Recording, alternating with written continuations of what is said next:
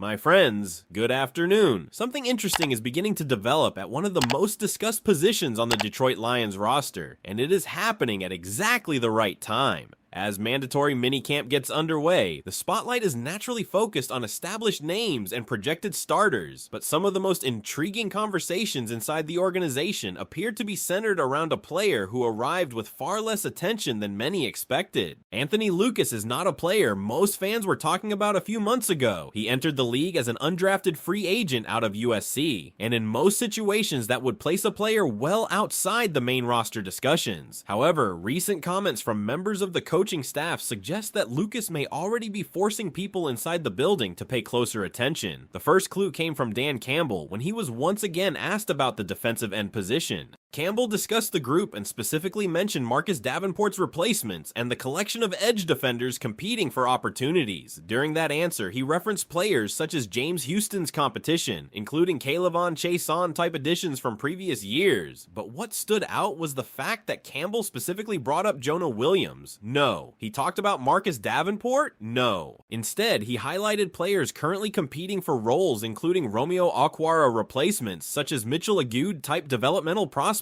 No. The names he actually mentioned were Jonathan Ward. Again, no. What caught attention was that Campbell specifically referred to Marcus Davenport replacement candidates like Anthony Pittman? Not at all. The important detail was that Campbell discussed Trevor Nowaski. No. What truly stood out was the mention of Anthony Lucas alongside players with significantly more NFL experience. Campbell referenced players such as Marcus Davenport acquisition alternatives, including Pat O'Connor type veterans. No. The key names were Quan Alexander? No. What mattered was that Campbell mentioned Mitchell Agude? No. The actual point was simple. Anthony Lucas was included in a conversation with veterans who have already spent time in NFL locker rooms and have accumulated professional experience. Whether that was intentional or simply part of the flow of the conversation, it immediately raised eyebrows because coaches on this staff are known for being extremely careful with their public comments. Campbell emphasized the combination of size, length, and athletic ability that the Lions have added on the edge. Lucas fits that description perfectly. Coming out of high school, he was viewed as a 5-star recruit, a player blessed with physical tools that immediately attracted attention. Those traits have never been the question. The question has always been whether those tools can consistently translate into production. That is where another important voice enters the conversation: linebackers coach Kelvin Sheppard. When Sheppard discussed Lucas, he did not sound like a coach casually complimenting a young player. Instead, he pointed directly to Lucas's film at USC, specifically referencing a game against LSU. According to Sheppard, Lucas was a game wrecker in that matchup. That is not casual praise. Coaches rarely use language like that unless a performance genuinely left an impression on them. The context makes the comment even more significant. Sheppard pointed out that the offensive tackles Lucas faced in that game were talented future NFL players. One of them became a top draft selection, while the other was selected in the 3rd round. In other words, Lucas was not dominating inexperienced competition. He was making life difficult for players who eventually proved they belonged at the professional level. That naturally leads to the biggest question surrounding him today. If the physical traits are there, and if the flashes on film are impressive enough for coaches to continue talking about them, how did a player with that profile end up going undrafted? The answer appears to be tied to consistency and production. Lucas has not entered the league with the resume of a dominant college pass rusher. He arrives instead as a prospect filled with potential, a player whose tools may exceed his statistics. For some organizations, that profile is a gamble. For the Lions, it may represent an opportunity, and that opportunity becomes even more fascinating when looking at the current depth chart. Everyone knows Aiden Hutchinson will be one of the centerpieces of the defensive front. Beyond him, however, there are numerous players competing to establish themselves. There is talent, there is athleticism, there are intriguing traits. What there is not, at several spots, is certainty. That reality creates an opening. The Lions do not necessarily need every defensive end in the room to become a star. What they need is for a few of those names to emerge and prove they can contribute meaningful snaps when the regular season arrives. If even 2 or 3 players from that group take a significant step forward, the outlook of the entire position changes. That is why Lucas has become such an interesting storyline entering mandatory minicamp. Nobody is crowning him today. Nobody is suggesting he has secured a roster spot, but when both Dan Campbell and Kelvin Sheppard voluntarily bring up the same player, fans should pay attention. The coaches appear to see something worth developing developing, something worth monitoring, and perhaps something that has not yet fully surfaced on the field. As the Lions begin this important stage of the offseason, one of the most fascinating battles may not involve the biggest names on the roster at all. It may involve an undrafted rookie trying to prove that the flashes he showed in college can become something much bigger in Detroit. If Anthony Lucas continues to earn praise throughout minicamp, could he actually force his way into the Lions' defensive end rotation and become one of the biggest surprises on the roster this year? The other side of the conversation is just as intriguing because while Anthony Lucas is creating buzz on the defensive side of the ball, there are some subtle developments taking place along the offensive line that could end up being just as important when training camp arrives. One of the names that continues to surface is Juice Scruggs. At first glance, his role seems straightforward. The Lions have been giving him consistent work as a backup center, and that alone would make him an important piece of the roster. Every team needs a reliable backup at that position because center is one of the most difficult spots on the field to replace if an injury occurs. But what has become interesting is how the coaching staff is using him. Everyone knows Christian Mahogany has been receiving reps at left guard. That is expected. The organization clearly wants to continue his development and evaluate him in a potential starting role. However, observers also noticed that Scruggs received opportunities with the first team group at left guard during OTA practices. What makes that noteworthy is not simply that Scruggs has played guard before. He has. The bigger takeaway is that the Lions appear determined to evaluate exactly how much positional flexibility he can provide. For a player competing for a roster spot, versatility can be the difference between making the team and being left off the final roster. If Scruggs can serve as a dependable backup center while also offering depth at guard, his value increases significantly. That seems to be where the Lions' thinking may be headed. Rather than preparing him to challenge for a starting guard position, the coaching staff may be testing the full range of what he can do. In today's NFL, having offensive linemen capable of handling multiple assignments is extremely valuable. Injuries happen, rotations change, unexpected situations emerge throughout a season. The more positions a player can competently handle, the more difficult it becomes to leave him off the roster.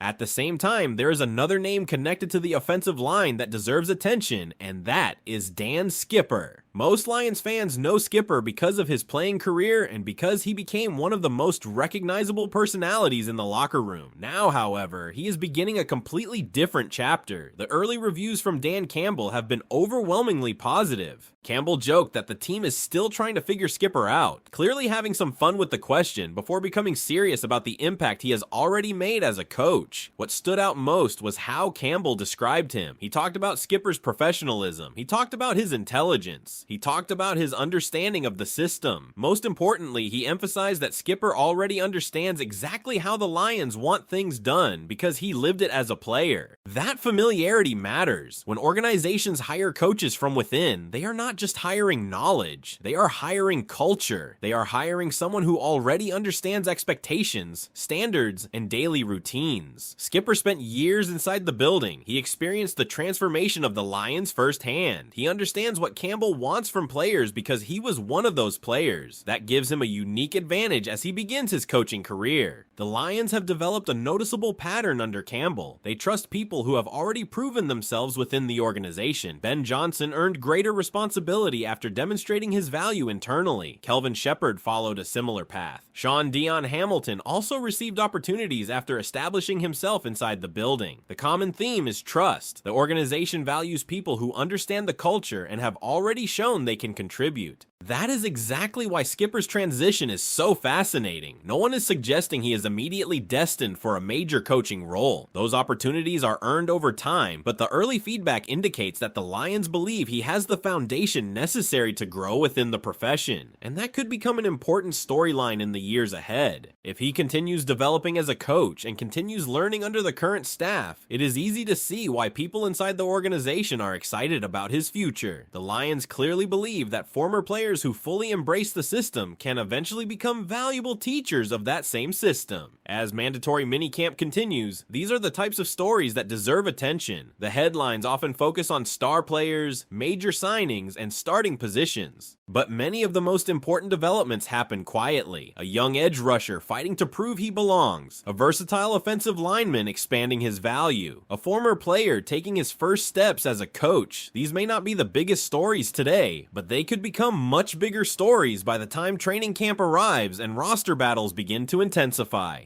With mandatory minicamp representing one of the final opportunities to evaluate players before the long wait for training camp, every practice becomes increasingly important. Every rep matters. Every positive impression matters. And over the coming weeks, we should get a much clearer picture of whether Anthony Lucas can turn potential into production, whether Juice Scruggs can cement himself as a valuable, versatile backup, and whether Dan Skipper's coaching journey is off to the strong start many inside the organization seem to believe it is. Even beyond the specific names that have been generating attention during this offseason period, what stands out most is the way the Lions appear to be approaching roster construction heading into another important season. There is a clear theme developing throughout the organization, and that theme is competition. Nothing appears to be guaranteed outside of a handful of established stars. Whether you're talking about the defensive line, the offensive line, or even coaching development within the organization, the message seems consistent. The Lions want players to earn their opportunities. That is exactly why the Anthony Lucas story has become so interesting. When a coaching staff that is known for being cautious with public praise starts mentioning an undrafted rookie by name, people notice. Not because it guarantees anything, but because it suggests that player has already done enough to put himself on the radar. And that is really what this stage of the offseason is all about. Nobody is winning starting jobs during OTA practices. Nobody is securing a Pro Bowl spot in June. What players are doing, however, is creating opportunities for themselves when the more intense portions of the offseason arrive. For Lucas, every positive impression matters. Every time a coach watches his film and remembers what he did against LSU, every time they see those physical traits show up during practice, every time they evaluate the depth chart and think about possible rotational pieces, he gains another chance to keep the conversation going. The Lions do not necessarily need him to become an immediate star. What they need is development. They need players who can take the raw talent that got them to the NFL and begin transforming it into dependable production. That process takes time, but it starts with earning trust from coaches. Right now, it sounds